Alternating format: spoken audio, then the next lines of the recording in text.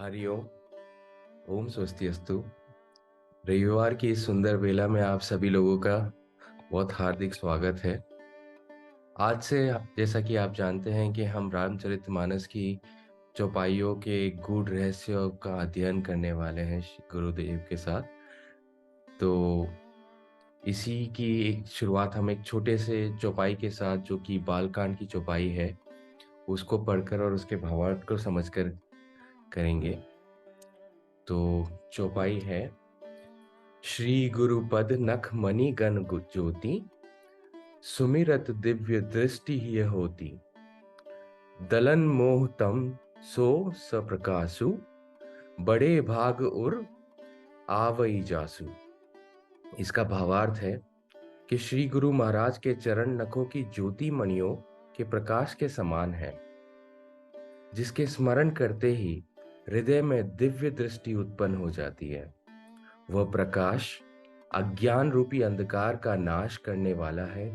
वह जिसके हृदय में आ जाता है, उसे उसके बड़े भाग्य हो जाते हैं। तो इसी के साथ मैं हमारे श्री गुरुजी डॉक्टर राजेश कुमार राज जी को स्क्रीन पर बुलाना चाहूँगा कि आज के सत्र की शुरुआत वो हमें इसी रामचरितमानस की चौपाइयों के ज्ञान से प्रकाशित करें।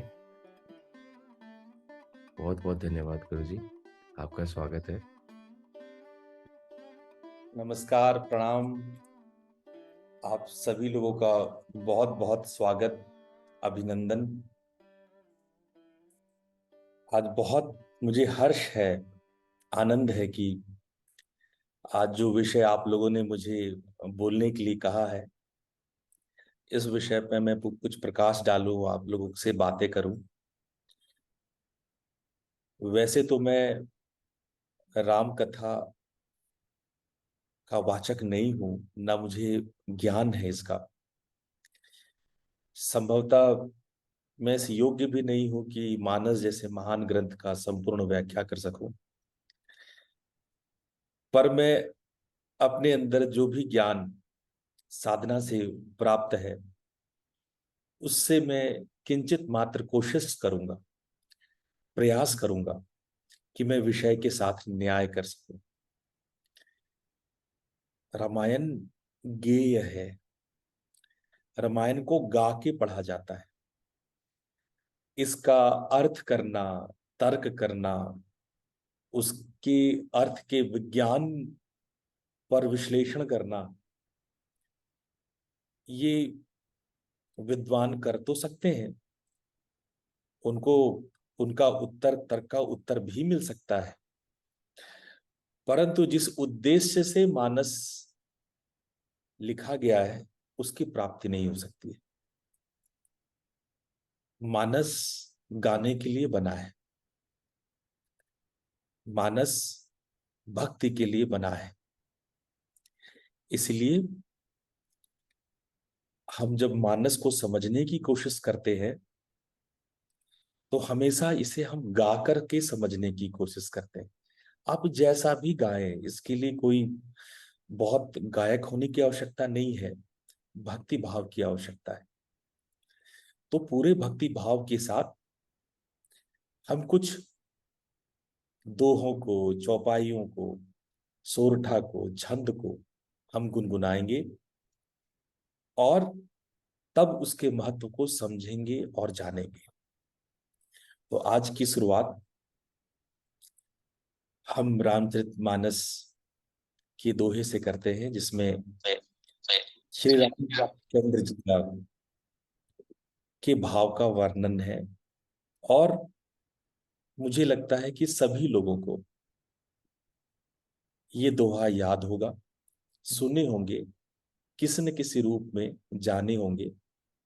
तो आज हम लोग इस दोहे को हम लोग सब मिलकर के दोहराएंगे। ये दोहा है: श्री रामचंद्र कृपालु भजबन, हरण भव भय दारुणम। नव कंज लोचन कंज मुख कर, कंज पद कंजारुणम। तो मेरे ख्याल से सबको याद होगा। तो सभी लोग स्थिर शांत बैठ जाइए। जिन लोगों को ये याद नहीं है, वो अपने मन ही मन उसको भाव को पूरे भाव के साथ साथ साथ गाने की कोशिश करेंगे। दोनों नेत्र बंद कर लीजिए। बंद नेत्रों से अपने हृदय आकाश के प्रति सजग बनिए, यानी कि कल्पना कीजिए आपके हृदय और आसपास जो स्पेस है, जो आकाश है, पूरे वक्षस्थल को आप एक आकाश माने, एक स्पेस माने, और हृदय उसका केंद्र है, ऐसा माने।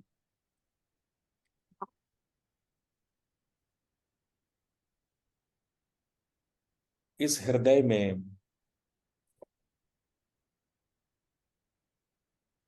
भगवान श्री राम, सीता और लक्ष्मण पूरे राम दरबार को सुशोभित करें।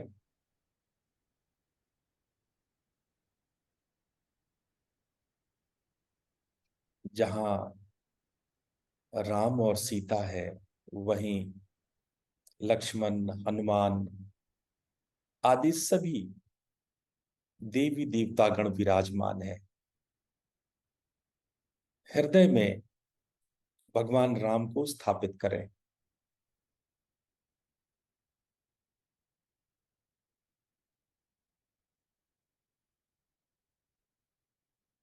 जिन लोगों को ये दोहा याद है, मेरे साथ गुनगुनाएंगे।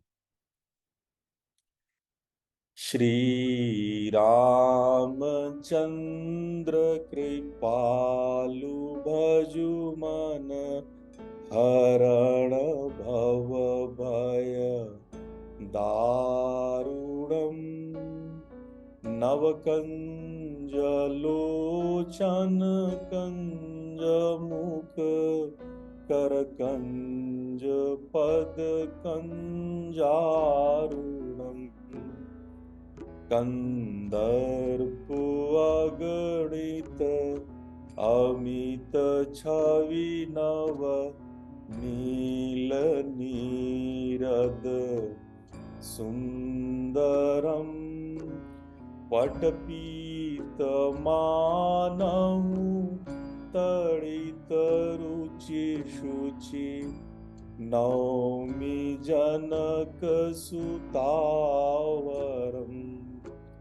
भजु दीन बंधु दिनेश दानव दैत्य वंश निकंदनम रघुनंद आनंद कंद कौशल चंद दस रथ नंदनम शिर मुकुट कुंडल तिलक चारुदारु अंग विभूषणम आजानु भुज शर चाप धर संग्राम जित खर दूषणम इति वदति तुलसी दास शंकर शेष मुनि मन रंजनम मम हृदय कंज निवास कुरु कामादि खल दल गंजनम मनु जाई राचो मिली सोवर सहज सुंदर सांवरो करुणा निधान सुजान शील स्नेह जानत रावरो एहि भांति गौरी असीस सुनसिय सहित हिय हर्षित यली तुलसी भवानी पूजी पुनि पुनि मुदित मन मंद चली जानी गौरी अनुकूल सिय यह न जाय कहीं मंजुल मंगल मूल वाम अंग भर कन लगे सियावर रामचंद्र शंकर हरि ओम। आप लोग का पुनः स्वागत है आज के इस सत्र में, जहां मैं मानस ग्रंथ के बारे में आप लोगों को सविस्तार बताऊंगा, व्याख्या करूंगा। मानस को बताने से पहले मैं आप लोगों को थोड़ा सा मानस के इतिहास के बारे में बताना चाहूंगा। तुलसीदास जी ने कब और कैसे मानस को प्रकट किया, इस विषय में बताऊंगा। फिर मैं धीरे धीरे मानस के विज्ञान और अध्यात्म पर आऊंगा। तो पहले हम लोग समझने की कोशिश करें कि वो कौन सी परिस्थितियां थी जिससे इस महान ग्रंथ का आविर्भाव हुआ। अगर हम इतिहास के पन्नों को पलटें तो इतिहास के पन्नों में हम शुरुआत करते हैं आदि गुरु शंकराचार्य से। 8वीं 9वीं शताब्दी में जब भारत का स्वर्ण काल था, एक से एक महान ग्रंथ की, महान से महानतम ग्रंथ की रचनाएं हो रही थी, उस समय आदि गुरु शंकराचार्य ने महान दर्शन वेदांत, जो कहीं ना कहीं तंत्र इत्यादि के व्याख्यान में खोता जा रहा था, ऐसे विशाल गंभीर दर्शन को भगवान ने पुनर्जीवित किया। भगवान शिव स्वयं अवतार लेकर शंकराचार्य के रूप में महान वेदांत दर्शन को हम सबके सामने प्रतिपादित किया। वेदांत दर्शन बहुत गूढ़ और क्लिष्ट है। उस समय भारत का स्वर्ण काल था। भारत में ऐसे विद्वान घर घर में थे। जब हम उस महान दर्शन को समझें, जाने, उस पर मनन अध्ययन कर सके, परंतु ऐसा बहुत समय तक नहीं हो पाया। आक्रांताओं के प्रभाव से धीरे धीरे विषय गौण होता चला गया और उसके प्रभाव से हम लोग की जो आपसी आध्यात्मिक चर्चाएं थी, सत्संग था, गुरुकुल था, उनका लोप होने लगा। वेदांत के जटिल विश्लेषणों को समझना लोगों के लिए कठिन होता चला गया। उस समय नाथपंथियों ने योग और शास्त्र को और उसके सिद्धांतों को नए रूप से निरूपित करने लगे थे। ऐसे में जरूरी था कि ऐसे संत मत का, ऐसे पंथ का कहीं ना कहीं आविर्भाव हो, जिससे कि जन सामान्य अध्यात्म की गहराइयों को समझ सके। नाथपंथी रहस्यवादी थे। नाथपंथी के रहस्यों को आम लोग समझ नहीं पा रहे थे। वहीं तंत्र के जाल से लोग बाहर नहीं निकल पा रहे थे, ना ही वेदांत के जटिल विश्लेषणों को समझ पा रहे थे। ऐसे में रामानुजम साउथ में, दक्षिण भारत में, और उत्तर भारत में रामानंद ने, इन दोनों ने राम भक्ति की एक विशेष परंपरा को पुनर्जीवित किया। ऐसा नहीं था कि राम भक्ति पहले गाई नहीं जाती थी। ऐसा नहीं था कि पहले भक्ति काल नहीं था। भक्ति काल हजारों साल से, वैदिक काल से, मानव सभ्यता के प्रारंभ से ही भक्ति काल हमेशा चलता आ रहा है। लेकिन राम भक्ति का यह स्वर्णिम काल ये 13वीं 14वीं शताब्दी के आसपास रामानुजम और रामानंद के प्रयासों से पुनर्जीवित हुआ। केवल राम भक्ति ही क्यों, उस वक्त कृष्ण भक्ति भी अपना स्वरूप ले रहा था। जहां एक और गुलाम वंश और मुगल काल हिंदू दलन और हिंदुओं के विनाश को अपना स्वरूप देते जा रहे थे, सारी परंपराएं कसमसाकर मरती जा रही थी, उस समय भक्ति आंदोलन के महान अधिनायक तुलसीदास जी का जन्म हुआ। जैसा कि मैंने पिछली बार बताया था कि तुलसीदास सामान्य नहीं थे, वो असामान्य अधिनायक थे। उनके बारे में लोग ये भी कहते हैं कि क्या वो चित्रकूट में थे, या कुछ लोग सुकर क्षेत्र भी उनका क्षेत्र मानते हैं। नाना प्रकार के उनके बारे में किंवदंतियां हैं, उनके बारे में इतनी प्रचलित कहानियां हैं कि पूरे उत्तर भारत में तुलसीदास एक प्रतीकात्मक अवतार के रूप में जाने जाने लगे। लोग मानने लगे कि जिस राम कथा का जिस प्रकार से गोस्वामी ने वर्णन किया है, उस प्रकार का दुर्लभ ग्रंथ न कभी हुआ न कभी हो सकता है।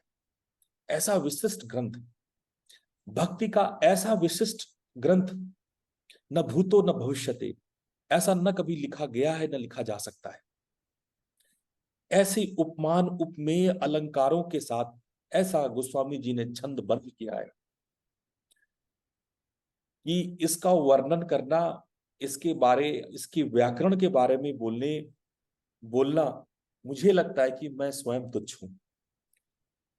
मैं शायद इसका वर्णन नहीं कर सकता। हर एक दोहा, हर एक चौपाई अपने आप में व्याकरण और अलंकारों का जो सम्मिश्रण है, कवित्व का वो उदार और उदात्त छवि है, जो कि संस्कृत तो छोड़ दीजिए, किसी भी भाषा में, दुनिया की किसी भाषा में ऐसी कविता नहीं लिखी गई। और ये ये केवल मैं नहीं कह रहा, ऐसा कहने वाले बड़े बड़े विद्वान, चाहे वो देश के हो विदेश के हो, चाहे भारतीय हो या यूरोपीय हो, आपको अनेकानेक वर्णन इस पे मिल जाएगा। अनेकानेक लोगों ने इस पर पीएचडी की, इस पर रिसर्चेस किए, और आपको सैकड़ों की संख्या में इस पर शोध आपको लगभग भारत के विश्वविद्यालयों में मिल जाएगा। ऐसा महान ग्रंथ जिसमें कि गोस्वामी ने किसी भी प्रकार का कोई सीमा नहीं रखा। ना तो इसमें जाति की सीमा थी, ना तो इसमें कोई लिंग की सीमा है, ना तो कोई उम्र की सीमा है, और ना कोई धन यानी निर्धन, धनी, स्त्रीलिंग, पुल्लिंग, चाहे बच्चा हो या बड़ा हो, चाहे किसी भी जाति का हो, सभी लोग इसे अपना सकते हैं, पढ़ सकते हैं, उसका आनंद ले सकते हैं, उसको अनुभूत कर सकते हैं। देखिए, जब भी कोई महान ग्रंथ लिखा जाता है तो यह केवल बुद्धि के आधार पर नहीं, बल्कि अनुभूतियों के, जो जीवन में जो कवि या लेखक उसको अनुभव किया होता है, उसकी अभिव्यक्ति होती है, तभी वो आध्यात्मिक ग्रंथ बन पाता है। इसीलिए गोस्वामी जी को कवि भी कहना उचित नहीं है। वो महान संत थे, उनके बारे में पूरे उत्तर भारत में कई कहानियां हैं। लोग यहां तक कहते हैं कि अकबर के दरबार में वो पेश किए गए थे और वहां भी वो चमत्कार कर गए थे। उनके बारे में इतनी कहानियां हैं कि दिल्ली सल्तनत से लेकर के साउथ के तमिल भाषी सभी ऐसे अवध भाषा जिनका कोई दरोकार नहीं था, उनके धर्म से, उनकी भाषा से, उनको दोहराए, उनके अनुरूप अपने आप को ढालने की कोशिश किए। ये काम साधारण नहीं था। पूरे भारत में भक्ति रस से सबको डुबो देना कि आज भी घर घर में मानस पाया जाता है। गोस्वामी के 500-700 साल के बाद भी आज भी हर एक सत्संग बिना उनके चौपाइयों के, बिना उनके दोहों के पूर्ण नहीं होता है। ऐसा शायद ही कोई विद्वान होगा भारत में जो तुलसी की दोहों को अपने जीवन में या अपने वक्तव्य शैली में न लाता हो। तो ऐसे महान ग्रंथ के बारे में हम ये बताना चाहते हैं कि उन्होंने न केवल भक्ति काल बल्कि एक आदर्शवाद को उत्पन्न किया। आदर्शवाद, आदर्शवाद क्या होता है? आदर्शवाद एक पिता का क्या आदर्श है, एक पति का क्या आदर्श है, एक पत्नी का क्या आदर्श है, एक भाई होने का क्या आदर्श है, यहां तक कि शत्रु होने का क्या आदर्श आदर्श है। आइडियलिज्म जो सबसे बेस्ट आदर्श हो सकता है। शत्रु भी हो तो बेस्ट शत्रु, मित्र हो तो बेस्ट मित्र। ऐसा है अपना रामचरितमानस। रामचरितमानस आइडियलिज्म को, आदर्शवाद को उत्पन्न करता है। इसलिए जब हम उसको पढ़ते हैं, जब उसका गान करते हैं, तो हम अपने भीतर आइडियलिज्म, आदर्शवाद को उत्पन्न करते हैं। हम आज की सोसाइटी में जहां नेगेटिविटी की विशाल भरमार, वो सारे मौके हैं जहां पर हम बहक सकते हैं, भटक सकते हैं और लोग भ्रम में जी रहे हैं, वहां पर आपका ये आइडियलिज्म, आपका ये आदर्शवाद कहीं ना कहीं आपके भीतर उस मर्यादा को उत्पन्न करता है जिससे कि हम सही अर्थों में इंसान बन पाते हैं। इसीलिए ये धर्म की मर्यादाओं से, पंथों की मर्यादाओं से, रिलीजन की मर्यादाओं से आगे बढ़ चुका है। इनकी इनकी कविताएं, इनकी दोहे, इनके चौपाइयां, ये किसी परिधि में नहीं है, किसी सीमा में नहीं, ये असीम है। मैं बार बार कह रहा हूं, मैं इस योग्य नहीं हूं कि मैं उनकी किसी भी दोहे, किसी भी चौपाई का, मैं ना व्याकरणविद हूं, ना राम कथावाचक हूं। फिर भी मैं अपने अनुभवों के आधार पर यह कहता हूं कि ऐसा दुर्लभ ग्रंथ जिसके हर एक दोहों को पढ़ने पर किसी न किसी प्रकार की आपकी नाड़ियां, आपके चक्र, आपकी ग्रंथियां, आपके भीतर का अंतरात्मा उद्वेलित होता हो, स्टिमुलेट होता हो, ऐसा मैंने कोई दूसरा ग्रंथ नहीं देखा। इसलिए मेरा आपसे अनुरोध है कि जब आप मानस को पकड़ें, जब मानस को आप अपने हाथ में लें, तो इसके अर्थ को जानने के लिए ना लें। इसके अर्थ को जानेंगे तो आपने रामचरितमानस का 1% जाना, कुछ ज्यादा नहीं जाना आपने।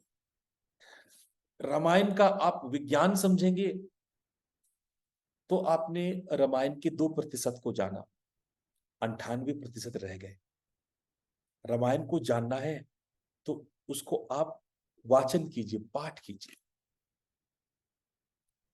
बड़े आराम से अगर आप रोज 15-20 मिनट, आधे घंटे देते हैं, ये आपकी स्पीड पे डिपेंड करता है। 15 मिनट से आधे घंटे यदि आप रोज देते हैं, यदि 24 घंटे में 24 मिनट भी देते हैं, 24 घंटे के 24 मिनट आप रोज देते हैं, तो 1 महीने में पूरा का पूरा रामायण आप पढ़ लेंगे। इतनी गणित है इसमें। आप देखेंगे कि लगभग 25-30 दोहों के बाद मास पारायण आता है। कितना भी धीमा और आराम से गाने वाला व्यक्ति 1 मिनट में 4 या 2 दोहों को तो गा ही लेगा। तो 25-26 ऐसे 25-30 दोहों के बाद एक मास पारायण आता है, और 30 दिन में यह मास पारायण यानी 30 दिन में आप ये पूरा पूरा ग्रंथ को पाठ कर सकते हैं। कुछ लोग इसको 9 दिन में पाठ करते हैं। तो 9 दिन में आपको लगभग 4 गुना तेजी से पढ़ना होगा। तो जो आप 20-25 मिनट कर रहे हैं, उसमें आपको 4 गुना समय लगाना पड़ेगा। तो हो सकता है कि आपको 2 घंटा पढ़ना पड़े। अगर नियमित 2 घंटे पढ़ते हैं आप, तो इसको 9 दिन में पूरे कर लेंगे। और यदि आप इसका आनंद और गहरे में उतारना चाहते हैं, तो एक दिन में यानी 24 घंटे में इसका पाठ होता है। अगर ढंग से इसको गाया जाए, पढ़ा जाए, तो ठीक ठीक 24 घंटे में आप पूरा पूरा पढ़ लेंगे। तो ये 24 घंटे में भी पढ़ा जा सकता है, इसको 9 दिन में भी पढ़ा जा सकता है, और इसको महीने भर में भी थोड़ा थोड़ा करके पढ़ा जा सकता है। आज भी भारत में अनेक लोग हैं जो सुबह सुबह इसका पाठ करते हैं। इसके पाठ करने के पश्चात ही दिन का कोई अन्य कार्य करते हैं। आप उन घरों में जाकर के देखिए जिन घरों में इसका पाठ होता है, उस घर में आप एक विशेष ऑरा, एक विशेष वाइब्रेशन महसूस करेंगे। आप जाके देखिए, मेरी बातों को आप यकीन मत कीजिए, आप जाकर के देखें, खुद परीक्षण करें। वो घर जहां ये पाठ नहीं होता है और वो घर जहां रोज पाठ होता है रामायण का, आप दोनों घर जाइए और खुद से महसूस कीजिए। और यदि महसूस न हुआ तो आप मेरा नाम बदल दीजिएगा। मैं इतने दावे के साथ कह रहा हूं कि रोज इसका पाठ करना, इसका रोज, भले ही उसका अर्थ आप न जाने, भले ही इसका आप विज्ञान न जाने, भले ही इसका अध्यात्म आप न जाने, लेकिन इसके पाठ मात्र से आपके भीतर आदर्श की उत्पत्ति होती है। और ये आदर्शवाद आपको महान और महानतम बनाता चला जाता है।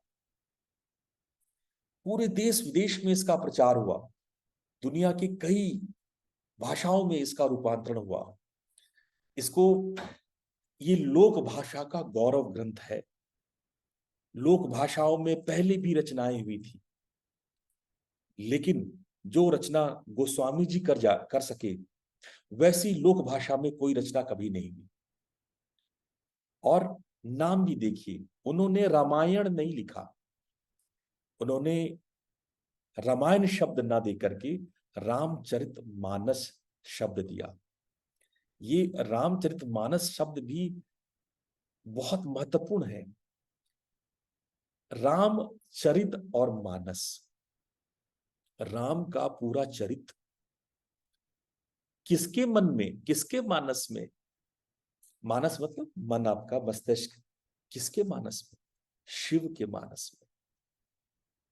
शिव के मानस में, जो शिव के मन में राम का चरित्र है, वो भगवान शिव पार्वती को सुनाते हैं, वो सती को सुनाते हैं। शिव का शक्ति के सामने उस राम कथा का, उस रामचरित का, देखिए अब मैं इन दोनों में अंतर बताता हूं आपको। रामायण अयन शब्द से बना है। अयन शब्द का होता है स्पेस, जहां राम, राम जिस स्पेस में विराजित हो उसको कहते हैं रामायण। और यहां मानस शब्द सरोवर से भी आंका गया है, और गोस्वामी जी ने खुद मानस को मानस सरोवर शब्द से परिभाषित किया है।